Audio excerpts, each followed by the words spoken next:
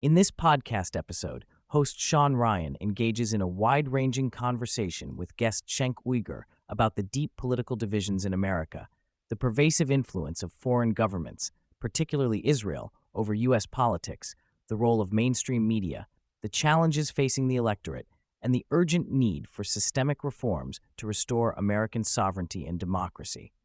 They analyze current geopolitical tensions, including wars involving Israel, Iran, and Turkey, discuss the economic ramifications, especially concerning the U.S. dollar's global standing, explore the growth and impact of independent media, and debate strategies to overcome corruption and voter disillusionment. Shawn and Cenk open by acknowledging the deepening political divisions in the U.S., noting that many Americans feel politically homeless, no longer identifying strictly as Republican or Democrat. Both admit frustrations with their parties, emphasizing a shared desire for constructive solutions that transcend partisan gridlock. They highlight how mainstream media amplifies partisan conflict to distract from bipartisan consensus that often benefits corporations and foreign interests rather than the American people. This manufactured division prevents the country from uniting on real issues such as paid family leave, which enjoys broad popular support but fails to pass due to politicians prioritizing corporate donors. The conversation extensively addresses how corporate subsidies and tax breaks routinely pass with bipartisan support, benefiting major industries like semiconductors, oil, and pharmaceuticals, while offering little protection or benefit to average Americans. The semiconductor bill is cited as an example, where a $54 billion government package to the industry coincided with massive layoffs and outsourcing by companies like Intel.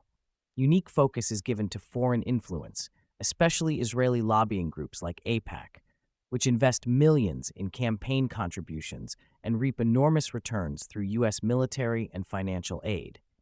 This financial influence shapes U.S. foreign policy and lawmakers' stances, often at the expense of American interests. The fact that Israel has been the single largest foreign donor in recent election cycles is positioned as a major sovereignty crisis, and there is an expressed urgency to disentangle U.S. political decisions from external control. Cenk critiques mainstream media as a key facilitator in maintaining the status quo and protecting powerful donors. He describes reporters and anchors as news actors, reading approved scripts that propagate establishment narratives and suppress inconvenient truths. The media's rigid control over political discourse, especially surrounding Israel and corporate power, leaves the American public misinformed or deliberately deceived. According to Cenk, the older generation remains largely dependent on television news, which he calls a form of brainwashing, whereas younger Americans access a more diverse range of independent online media, which is contributing to shifting political attitudes. The discussion moves to the geopolitical arena, with detailed examinations of Israel's military actions against Gaza and Lebanon, which are portrayed as brutal occupations and acts of aggression rather than self-defense. Cenk cites Israeli press reports revealing psychological trauma among IDF soldiers tasked with violent operations and graphic accounts of civilian casualties and war crimes, such as sniper shootings of children and double strikes targeting aid workers. The war involving Iran and the role of the U.S. as a proxy for Israeli interests is assessed as reckless and detrimental, particularly highlighting the massive troop deployments heading to the Middle East, despite questionable American national interests. The U.S. focus on protecting Israel rather than its Gulf allies, like Saudi Arabia and the UAE, has backfired, pushing these countries toward alternative alliances with Russia, China, and Turkey, and accelerating the decline of U.S. influence.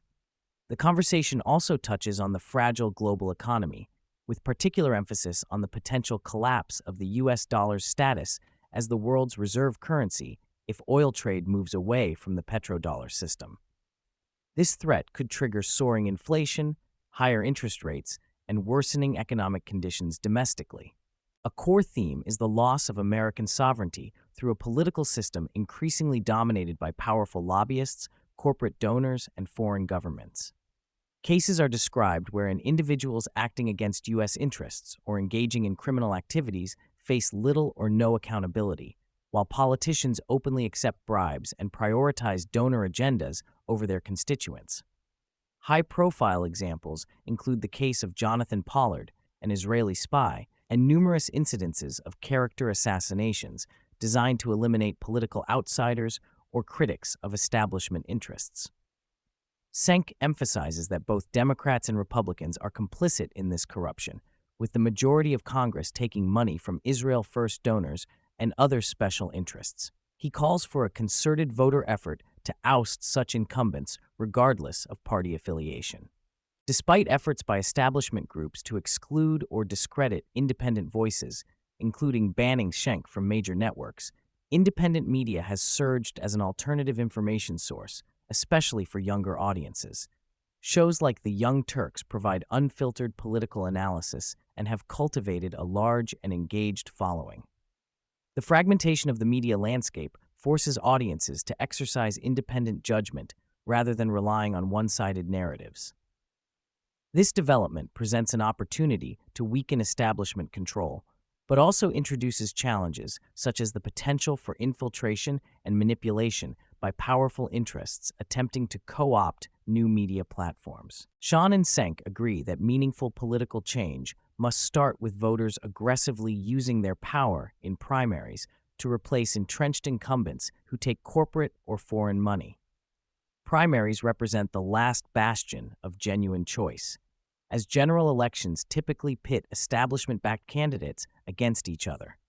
They discuss the idea of a new grassroots party focused on fundamental reforms such as term limits, campaign finance reform, and redrawing the political agenda around concrete, unifying issues. They emphasize the importance of cross-ideological cooperation and principled stands regardless of left or right alignment, especially on foreign policy and anti-corruption. The conversation underscores how working and middle-class Americans face rising costs and shrinking opportunities as corporations maximize profits by suppressing wages, resisting competition, and influencing government regulation. The unchecked power of monopolies and anti-competitive practices harms ordinary workers and consumers. They advocate for democratic capitalism, a system wherein true democracy exists alongside capitalism, ensuring markets remain free and politicians serve the electorate, not special interests. Restoring this balance requires overturning harmful Supreme Court decisions like Citizens United and enacting constitutional amendments to remove money's corrosive influence on politics. They examine efforts at the state level to push for constitutional amendments to end bribery and corruption in politics, including calling for Article 5 conventions. While challenging due to federal-state tensions, these state-driven movements could bypass a dysfunctional Congress. The notion of civil disobedience, including strikes or coordinated tax resistance, is explored as a potential tool in extreme cases to force government accountability. However, both stress the importance of nonviolence and caution against actions that might provoke repression or undermine the broader movement. The duo discuss disturbing trends of government violence and surveillance, citing incidents like the fatal shooting of Alex Prey by masked ICE agents and the growing normalization of oppressive tactics against American citizens. These actions are characterized as attempts to desensitize and control the populace, transitioning the country toward authoritarianism under the guise of security. They urge vigilance and resistance to these measures, framing the defense of civil liberties as a nonpartisan patriotic duty. Toward the end, Cenk delves into how terms like conspiracy theory have been weaponized to silence dissent and promote unquestioning acceptance of government narratives. He encourages listeners to maintain independent judgment, be skeptical of official accounts, especially regarding mysterious deaths of scientists, high-profile incidents, and ongoing intelligence cover-ups. Cenk details historical and contemporary examples of covert operations, espionage, and blackmail involving foreign governments, intelligence agencies, and powerful individuals, illustrating how secrecy and manipulation have long shaped public perception. Throughout the conversation, a strong sense of patriotism and belief in American ideals permeates the discussion. Cenk invokes the Founding Fathers' vision, emphasizing that political revolution through amendments and civic engagement is both necessary and constitutional to preserve freedom. He calls for transcending partisan tribalism to unite around shared values such as national sovereignty, accountability, economic justice, and peace. The message is clear. True patriotism involves challenging corruption and restoring government to serve its citizens first. Cenk closes by stressing the resilience of independent media despite attacks, financial pressures, and attempts at co-optation. He highlights the unique advantage online platforms have in fostering diverse viewpoints and demanding accountability from politicians. The future political battleground will rely heavily on these new media forms to inform and mobilize voters, making it essential for audiences to engage critically and support transparent, honest reporting.